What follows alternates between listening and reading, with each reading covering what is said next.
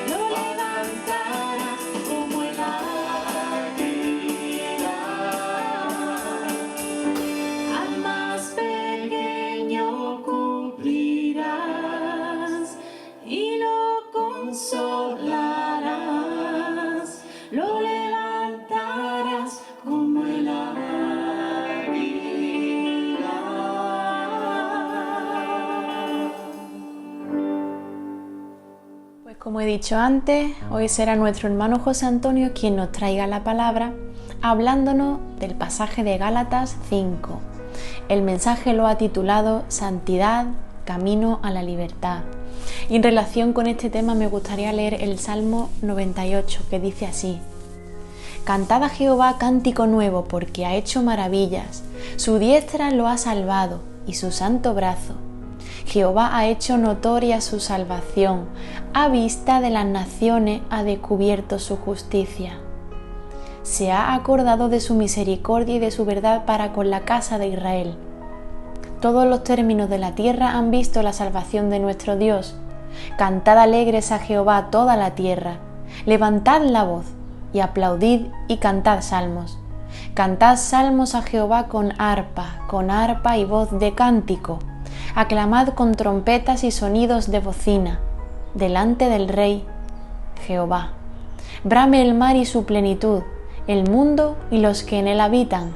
Los ríos batan las manos, los montes todos hagan regocijo. Delante de Jehová, porque vino a juzgar la tierra, juzgará al mundo con justicia y a los pueblos con rectitud. Un salmo que nos llama a vivir en respuesta a quién es Dios y a lo que ha hecho en nuestras vidas. No podemos vivir pasivos ante la promesa del Señor. una promesa de salvación, de libertad en Cristo. Y no solo la humanidad será testigo del fin de la esclavitud, sino también el mundo físico, como aparece en los últimos versículos. Ese no vivir pasivo implica una vida de alabanza, gratitud y obediencia en respuesta a la obra de Jesús. Pues a continuación vamos a tener un tiempo de oración, donde los motivos propuestos para esta mañana son: démosle gracias al Señor por su obra de salvación revelada en Cristo. Pidámosle que nos ayude a ser y a actuar conforme a su voluntad, entendiendo el Evangelio de forma íntegra en la vida del creyente. Pues con estos motivos y con cualquier otro, vamos a orar.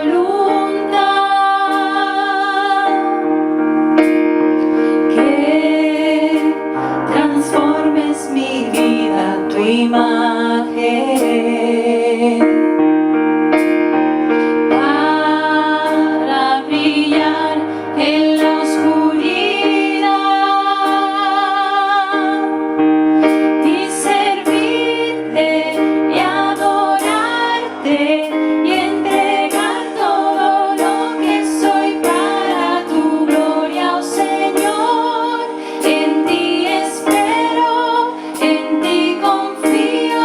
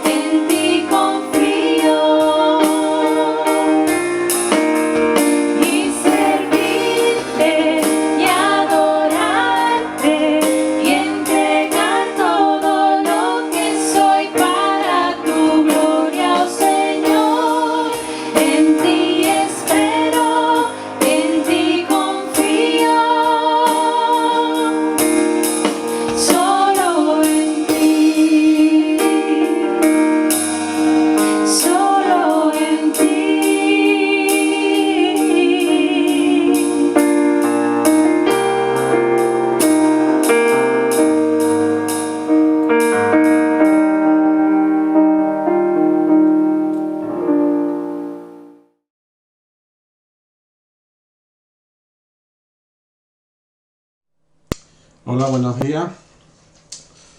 Pues me alegro de estar hoy con vosotros, un nuevo domingo para ver lo que Dios nos va a decir a través de su palabra. Espero que estéis bien en estos tiempos de confinamiento que volvemos a tener, ¿no? La predicación de hoy se llama La Santidad, el camino a la libertad. Y el texto que vamos a basarnos en él va a ser parte del capítulo de Gálatas 5, principalmente los 15, 16 primeros versículos. Hace tiempo en mi vida, me acuerdo cuando era bastante más joven, hubo una época en la que hablaba con unos misioneros y me acuerdo de una conversación que tenía con ellos y le comentaba que estaba viviendo un periodo en mi vida en el que me sentía agobiado por las reglas que tenía que cumplir. Sentía que tenía que cumplir muchas reglas y sentía que, aunque yo creía en Dios y creía que Jesucristo me había salvado, pero el cumplimiento de tantas normas, de tantas reglas, tantas cosas que había que hacer, era algo que para mí era sofocante, era como si nunca pudieras descansar, ¿no? Tenemos un llamamiento a ser discípulos, tenemos que ir a todas las naciones a ser discípulos, tenemos que cumplir pues una serie de normas, ¿no? que sabemos que están en el carácter de Dios, y yo me sentía incapaz de cumplirlas, incapaz de llegar a donde debía de llegar, ¿no? Era algo para mí que era sofocante, ¿no? Y es curioso porque después de aquella época llegó un momento en el que, después de ese agobio, pues decidí que iba a vivir ahora como a mí me parecía. Iba a olvidarme de las normas que yo veía que tenía el cristianismo, ¿no? Y me fui al otro extremo, ¿no?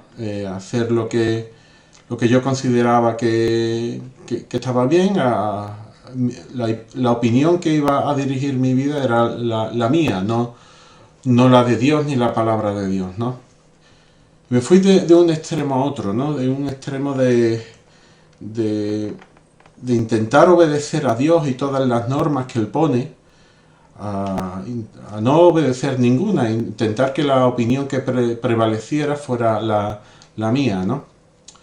Sobre esto vamos a hablar hoy, sobre esto habla el capítulo 5 de Gálatas. En resumidas cuentas habla sobre la libertad, ¿no? ¿Qué significa la libertad? ¿Qué significa la libertad para nuestras vidas?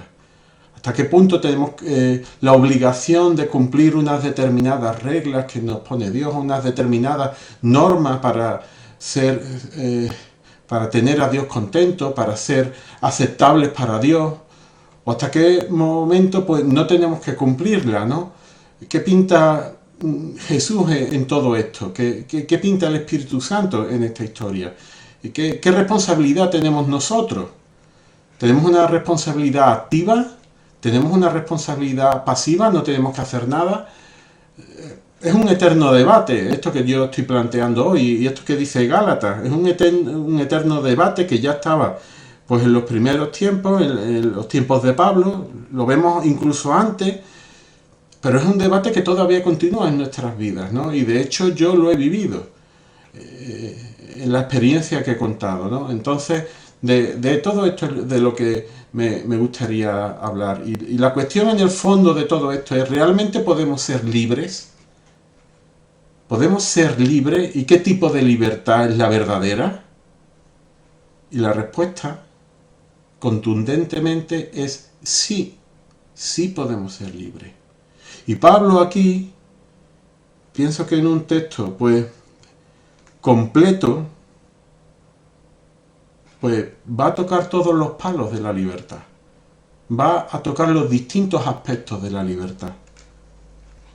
Yo voy a intentar hacerlo de forma muy resumida, pero la profundidad del texto, pues, me abruma. No puedo llegar hasta el fondo del texto. Pero vamos a empezar entonces. Dice el versículo 1 de Gálatas capítulo 5. Dice: para libertad nos libertó el Mesías. En otras versiones dice Cristo. Estad pues firmes y no estéis otra vez sujetos al yugo de esclavitud.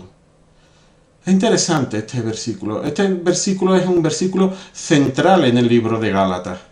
Es la conclusión a la que ha llegado Pablo en los 4 primeros capítulos. En Gálatas vemos como una serie de judíos pues intentaban influenciar a los cristianos de la iglesia de Gálatas, diciéndoles pues que debían de cumplir ciertos ritos del judaísmo. Y estos judíos pues parecían ser cristianos también. Entonces daba la impresión y estaban confundiendo a la gente pensando que para ser aceptados por Cristo, además de la obra de Cristo, necesitaban algo más. Y Pablo, en los 4 primeros capítulos, pues lo que viene a decir es lo que significa la obra de Cristo, lo que significó la ley, a qué apuntaba la ley, y cómo la ley apuntaba a Cristo, y en la cruz, pues Cristo cumplió con la ley y nos dio la posibilidad de ser aceptos en la ley, por su obra, no por nuestros méritos, sino por su obra. Por tanto, vemos, y según este versículo vemos, que la libertad tiene un autor. Y ese autor es el Mesías, es Cristo, es Jesús. Cuando nos vamos a Hebreos capítulo 12, es interesante lo que dice. Dice, el autor y consumador de la fe. El que inicia y el que termina la fe. Por tanto, la libertad tiene un inicio, tiene un autor, tiene un creador, y ese creador es Cristo. Y dice el versículo que para libertad nos libertó. Es decir, que la obra de Cristo tuvo un objetivo, tuvo una meta. Y esa meta era concedernos libertad. Y lo curioso es que yo me convertí hace mucho tiempo, me convertí cuando era niño, y aún siendo cristiano hubo una época en mi vida en la que yo no disfrutaba de esa libertad. Estaba obsesionado con las leyes, estaba obsesionado con las normas, pero yo no disfrutaba de esa libertad. Y la pregunta que podríamos hacernos es, bueno, ¿y cómo Cristo consiguió la libertad? Y Gálatas lo explica, como he dicho antes, en los 4 primeros capítulos, cargando nuestra maldición sobre sí mismo. Lo que tenía que habernos ocurrido a nosotros por ser pecadores, Cristo lo cargó en la cruz por nosotros. Esa fue la forma en que nos concede libertad, en que obtuvo la libertad para nosotros, en que nos redimió, sería el término teológico apropiado. Nos compró del mercado de esclavos. Continúa el versículo y dice, estad pues firmes. Nos pide que estemos firmes. No nos pide que redimamos nuestros pecados, sino nos pide que estemos firmes en esa libertad. Y la cuestión es cómo podemos estar firmes en esa libertad. ¿Qué debemos de evitar? ¿A qué nos debemos de agarrar? ¿Qué camino debemos de seguir? El versículo nos habla de algo que debemos de hacer y de algo que no debemos de hacer. Estad pues firmes en la libertad y no estéis otra vez sujetos al yugo de esclavitud.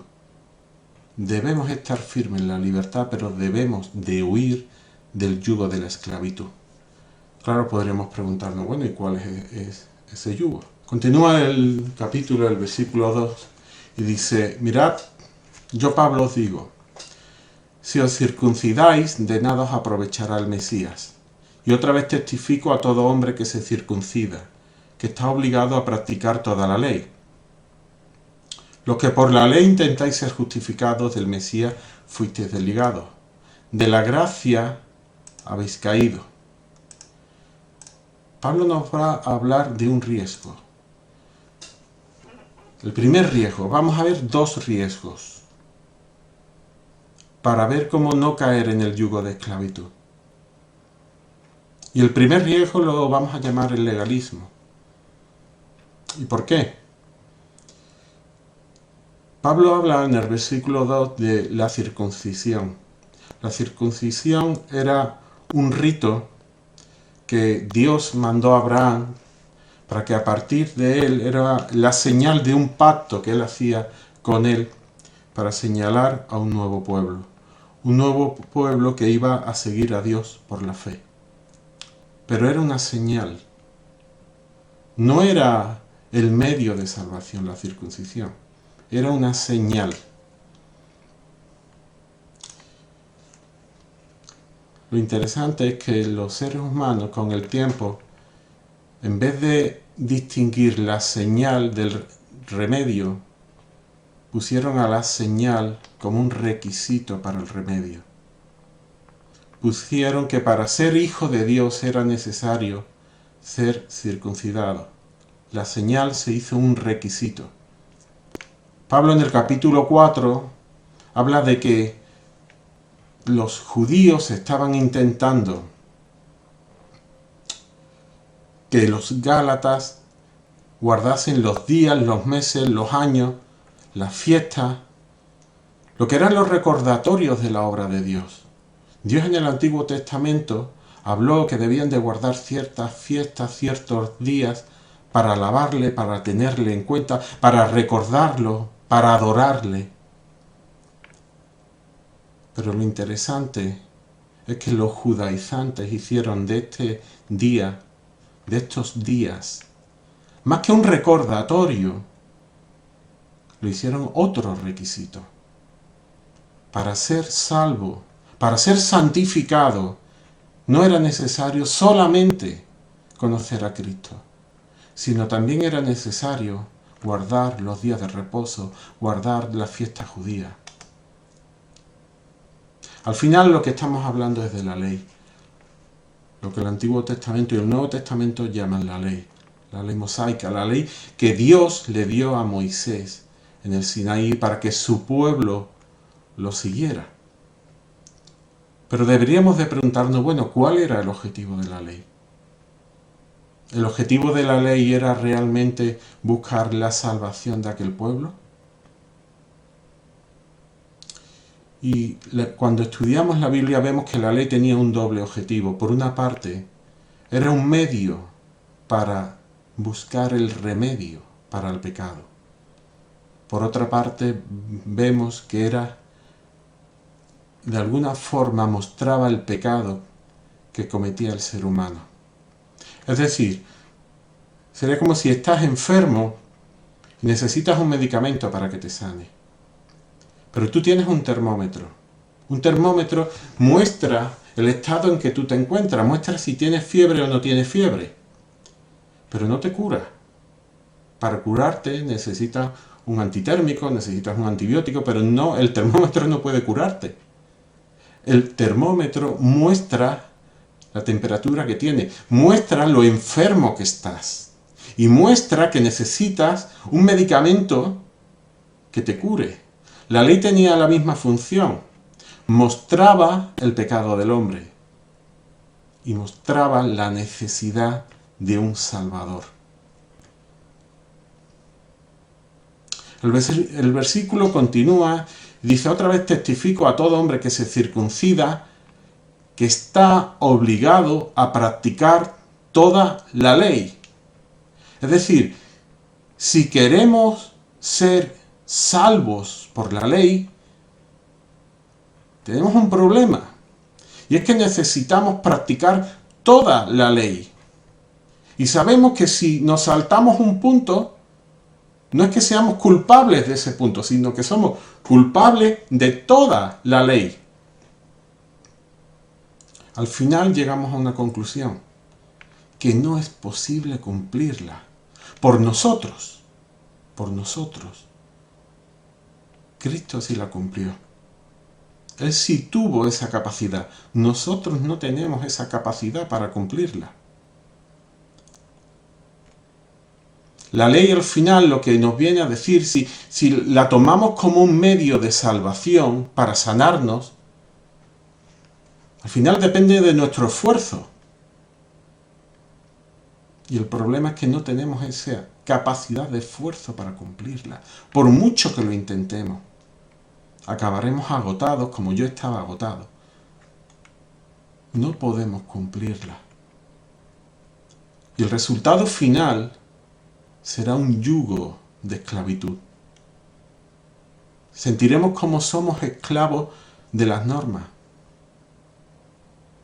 Estoy hablando de la ley mosaica, pero podríamos extenderlo a las distintas leyes que queremos poner en nuestra sociedad, en nuestras iglesias, en nuestras familias. Las leyes no nos salvan.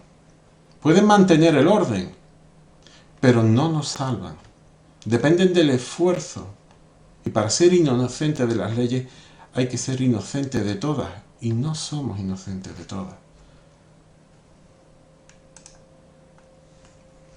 Hay una frase de Guillermo Hendrickson, que es un comentarista que ha escrito varias obras sobre el Nuevo Testamento, en relación con este tema, que dice: la fe de un hombre descansa en Cristo, o totalmente, o en ninguna forma. Es decir, la fe que tenemos en nuestra vida cristiana o descansa totalmente en la persona de Cristo, o no descansa en Cristo. Si nuestra fe descansa en Cristo más las obras, las buenas obras que podemos hacer, pues tenemos un problema. Y es que la obra de Cristo satisface por completo nuestra salvación. Aquí no hay términos medios en el tema de la salvación. No hay términos medios. Más adelante voy a hablar de equilibrio. Hay aspectos en la vida cristiana en los que debemos de buscar un equilibrio. Pero en el tema de la salvación no hay un término medio. O tu fe descansa totalmente en la obra de Cristo, o no descansa. Somos salvos por la fe, de forma exclusiva.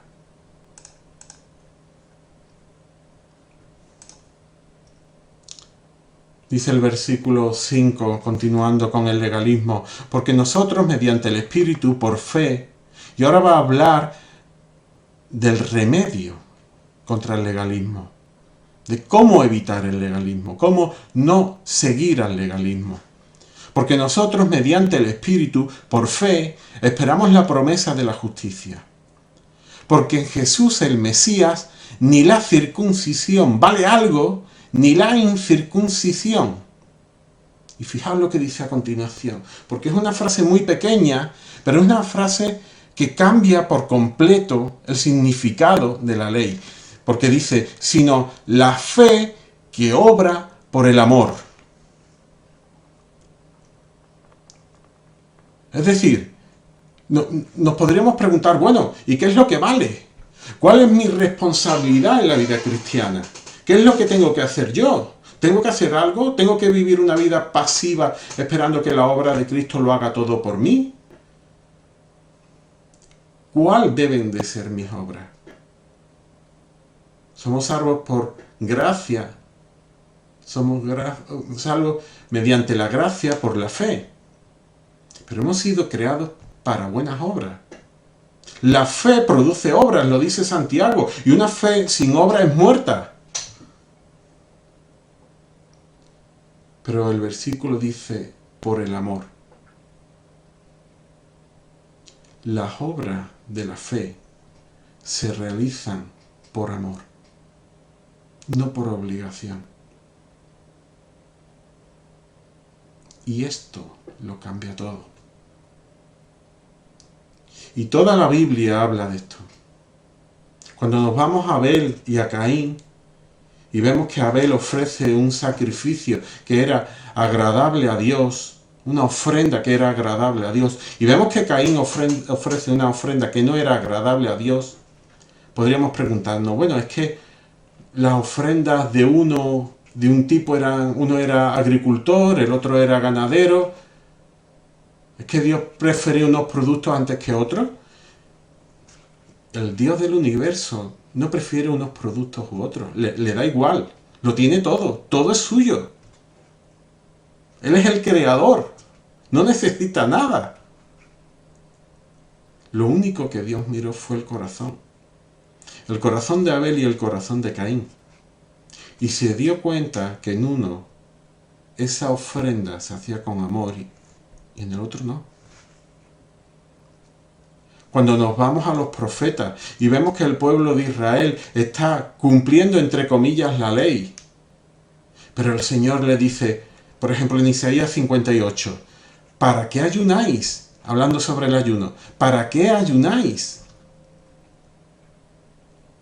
Como si me buscarais a mí. Pero en el fondo no me estáis buscando a mí, estáis haciendo un acto externo, ayunando, que parece que me estáis buscando, pero en el fondo no me estáis buscando a mí. Lo único que estáis buscando es vuestro propio interés. Estáis cumpliendo la ley por vuestro propio interés, no para satisfacerme a mí. En ese mismo capítulo habla sobre el día de reposo. El día de reposo no era una obligación, el día de reposo era para que el ser humano disfrutara con su creador, amara a su creador. Cuando nos vamos al Nuevo Testamento y vemos a la viuda que ofrece lo que correspondería a €1 de ofrenda, y vemos que hay mucha gente rica que está ofreciendo mucho dinero, muchísimo más que ella, y lo ve Cristo y le dice a los discípulos, ¿miráis a esta señora? ¿Habéis visto lo que ha pasado? En verdad os digo que ella ha dado mucho más que el resto. Aunque no había dado casi nada. Había dado lo que corresponde a hoy en día €1. ¿Quién no tiene €1? Y le dice, esta señora ha dado mucho más que todos los ricos que han dado mucho dinero. Porque todos ellos han dado lo que les sobra, mas ella ha dado todo lo que tenía. ¿Qué está mirando ahí Cristo? ¿Está mirando el dinero? No. Es lo mismo. El Dios del universo le da igual el dinero. Lo tiene todo, todo es suyo. El Dios del universo lo que mira es el corazón. Lo que mira es las obras que hacemos de corazón, con amor.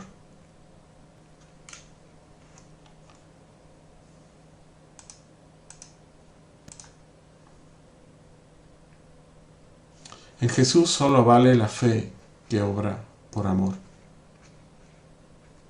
¿Queremos hacer buenas obras? ¿Por qué? ¿Por obligación? No valen para nada.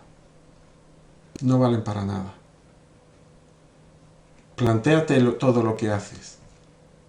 Evalúa lo que haces. Supervisa lo que haces. Si toda tu vida está basada en cumplir obligaciones sin amor, lo siento mucho, pero no vale para nada. Las obras solamente tienen sentido cuando son producidas por fe, por amor.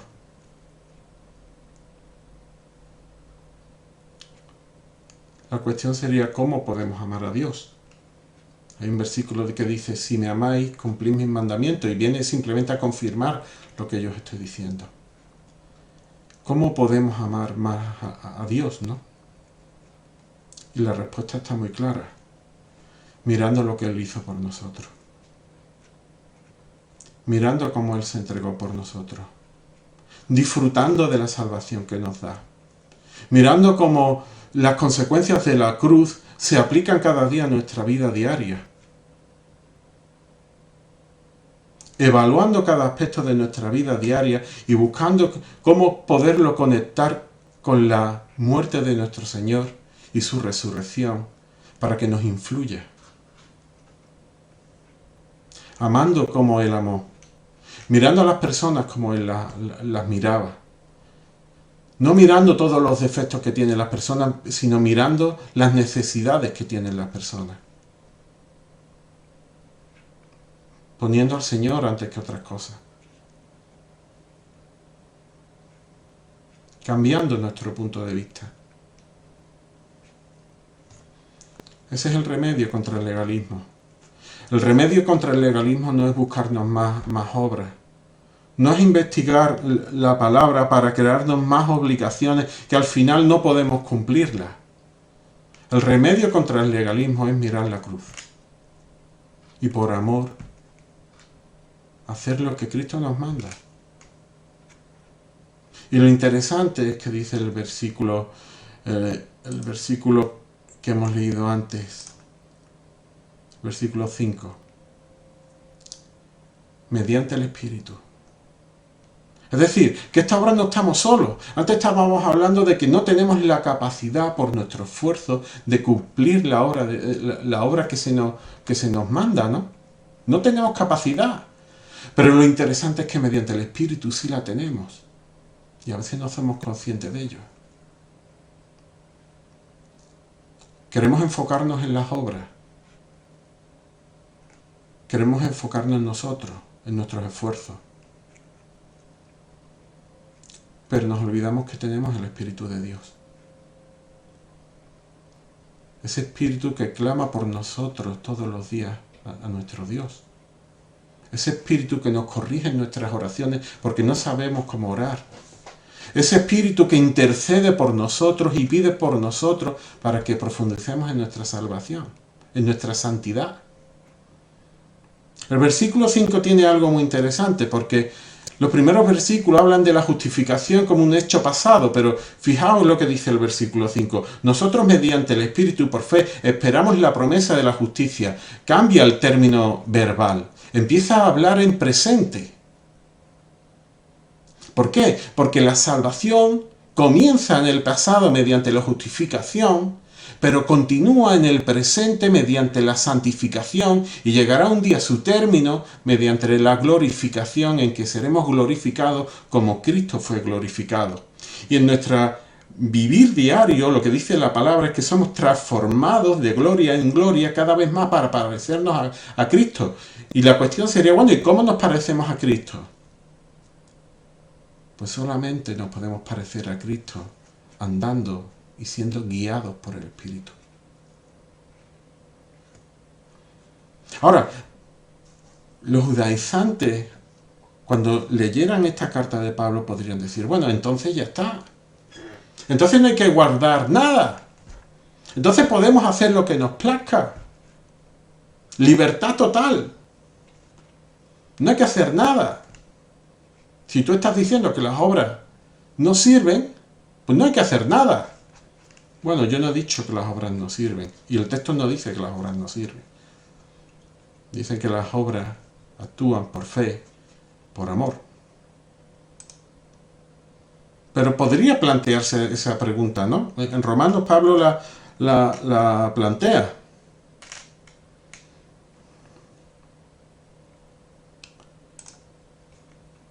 Y Pablo, adelantándose a esa cuestión, la toca directamente y dice en el versículo 13, porque vosotros, hermanos, a libertad fuisteis llamados, solamente que no uséis la libertad como ocasión para la carne, sino servíos por amor los unos a los otros. Es decir, existe el riesgo, y es un riesgo real, de usar la libertad que Dios nos da como ocasión para la carne. Y ahora va a explicar un poco más lo que significa esto. Continúa, dice, sino servíos por amor los unos a los otros, porque toda la ley en esta sola palabra se cumple. Amarás a tu prójimo como a ti mismo. Y continúa y dice, pero si os mordéis y os coméis unos a otros, mirad que también no os consumáis unos a otros. Pablo está hablando ahora del riesgo de usar un abuso de la libertad. De utilizar una libertad sin límites. ¿Y cuál es ese peligro? Pues el mayor peligro, como dice el versículo 15, es morderse y comerse unos a otros, hasta llegar a consumirse unos a otros, o uno solo. Y os voy a poner un ejemplo de esto que la verdad es que es bastante triste, ¿no? En esta semana hemos conocido como un futbolista que fue extraordinario, uno de los mejores futbolistas de toda la historia del fútbol, murió, ¿no? Diego Armando Maradona. Y este hombre fue un futbolista pues buenísimo. Cualquiera que lo viera vio jugadas increíbles de él. Y sin embargo, la paradoja es que siendo tan bueno, desperdiciara su vida de una forma tan triste. Tuvo grandes vicios, fue adicto a las drogas, hasta morir con 60 años. Y en la tristeza, cuando uno lee cómo murió prácticamente sin lo suyo, solamente creo que había un sobrino allí con él. Murió rodeado de personas a las que, pues, no sé si las conocía mucho, ¿no? Pero que no era su verdadera familia, ¿no? Era alguien que teniéndolo todo, al final lo perdió. Se consumió a sí mismo. Una libertad desmesurada, un abuso de la libertad. Lo que hace al final es consumirnos a nosotros o a los que están a nuestro lado.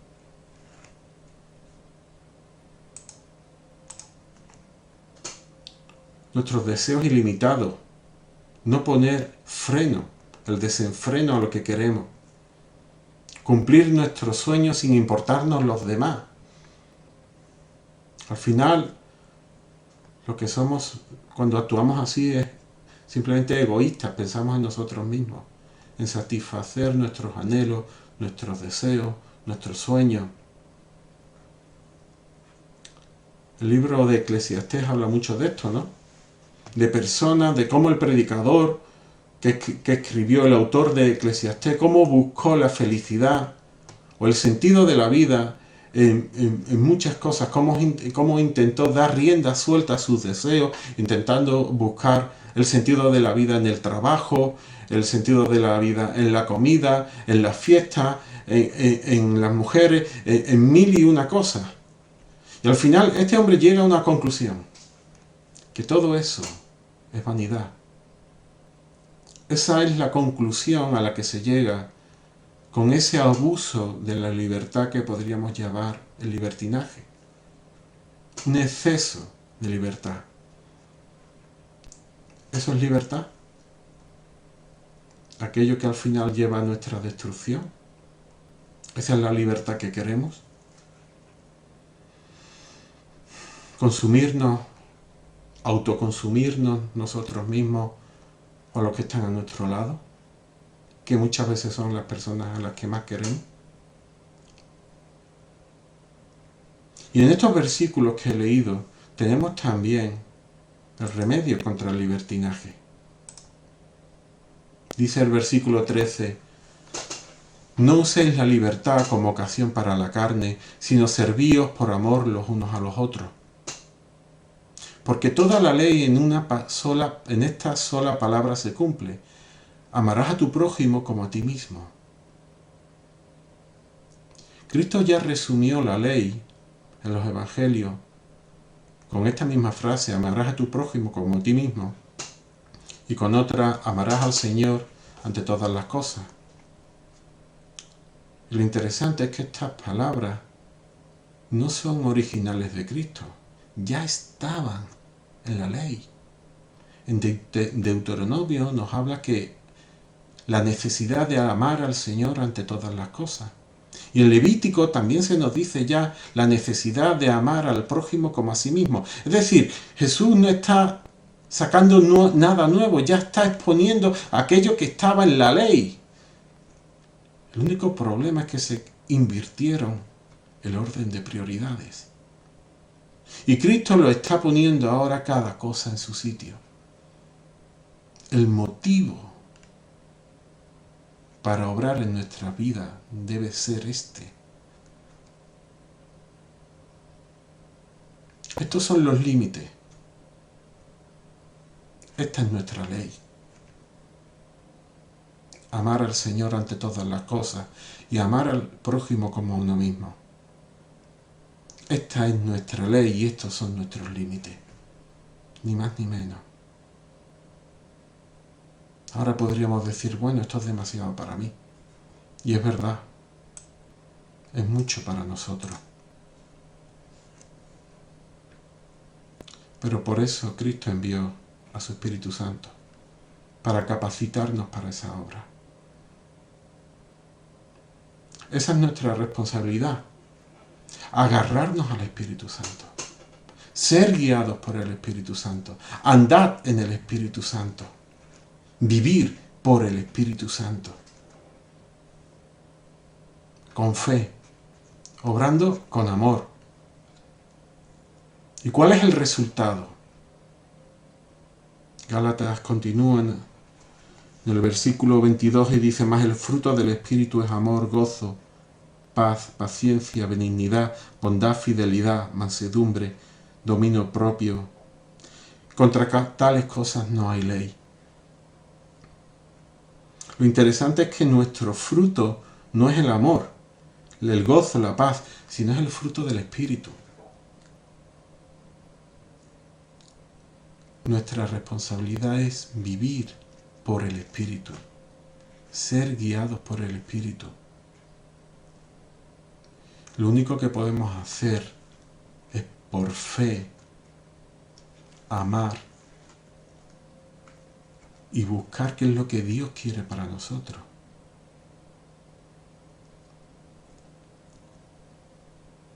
Si vivimos por el Espíritu, andemos también por el Espíritu. Que el Señor os acompañe. Amén.